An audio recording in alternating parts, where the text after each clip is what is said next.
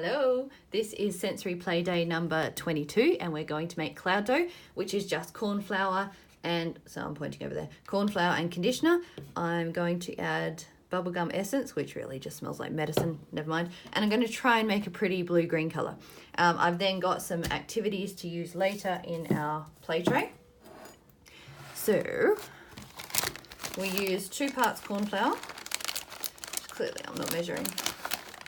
Oh hang on, there's more in the bottom of that tub. I'm pretty sure I'm going to need more.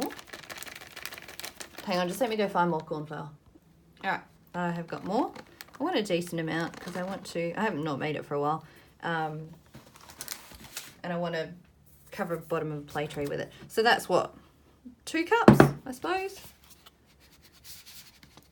Depending on the type of conditioner you use, this is why I'm not fussing too much with proportions.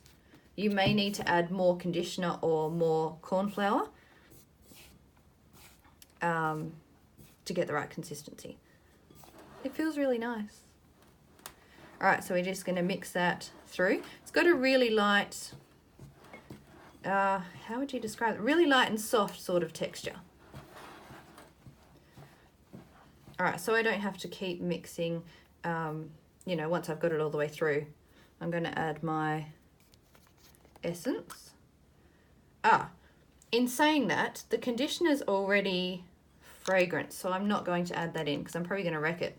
It already smells nice. So we've got cocoa butter, cacao butter, and argan oil. I don't think that's going to go with bubblegum, so I'll scrap that idea. And I'm going to add blue, probably too much as usual. And, I hope I didn't get that in there. Never mind if I did. Green. Because I'm going for a teal sort of colour. There we go. Just so I don't have to mix twice, I'm adding it now. And I'm no doubt going to end up with coloured hands, I think.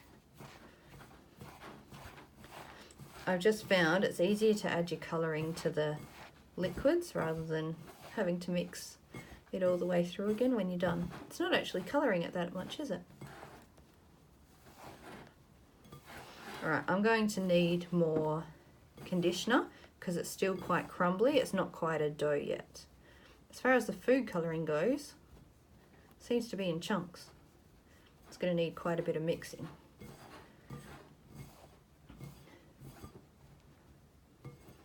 Not really what I was after. I wanted it brighter. Maybe being corn flour, you're not going to get a brighter colour anyway. Alright, can you see how it is coming together? But it's just a bit too crumbly at the moment. So we want it a bit more of a Play-Doh texture. So I'm going to add more conditioner. And I did want it bluer, so I'm going to put more blue in. Hopefully adding it to the conditioner, it might get a better consistency. Now I'm going to end up with blue hands. Ew.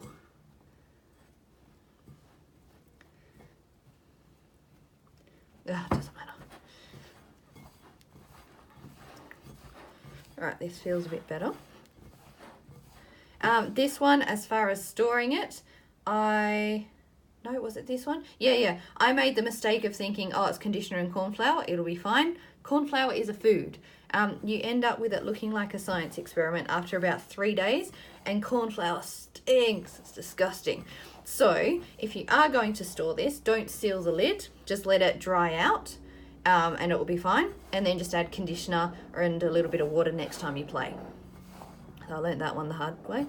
So now it's still soft, still crumbly, but it has a doughier texture. I probably could add a little bit more conditioner. There you go. So you can still build things. You can use your Play-Doh cutters and tools. Still got food colouring chunks in there. That's annoying me. I'm going to add a tiny bit more conditioner. Still a little bit. It's always going to be crumbly because it's corn flour. It has that property.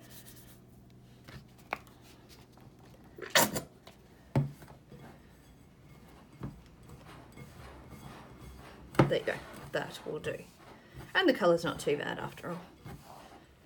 Alright, so I'm going to shift this now to a play tray, which I need to go clean out. So I'm going to go and I'll be back in a sec and then show you some activities that you can do with it. Alright, I will talk to you soon. All right, I'm back with my play tray set up. We've got the cloud dough in there, and I've hidden in watermelon pieces. So this activity is attached to the free product today. So we're going to fetch out our watermelon pieces and brush them off. So we'll put them up here. As you pull them out, count the number of seeds. So we've got 1, 2, 3, 4, 5. If you printed this onto A5, you'd actually end up with smaller watermelon pieces. We've got 1, 2.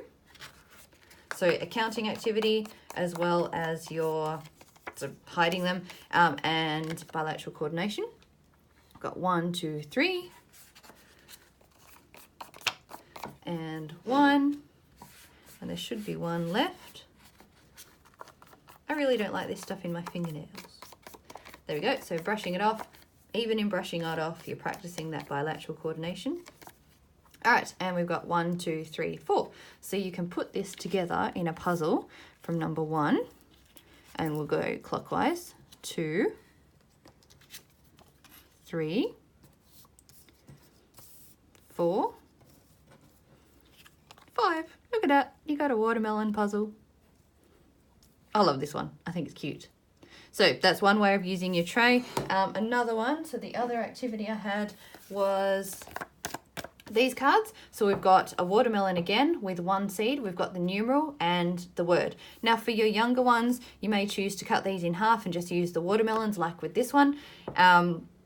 Although I think it's good for them to see as well, although they're not going to quite understand yet. They absorb so much information for them to become familiar with the numbers and the words.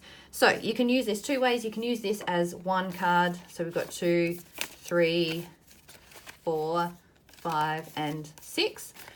Or you can cut them in half for older ones. So cut it down the middle and hide both sides. So they've got to match the seeds to the numeral and the word.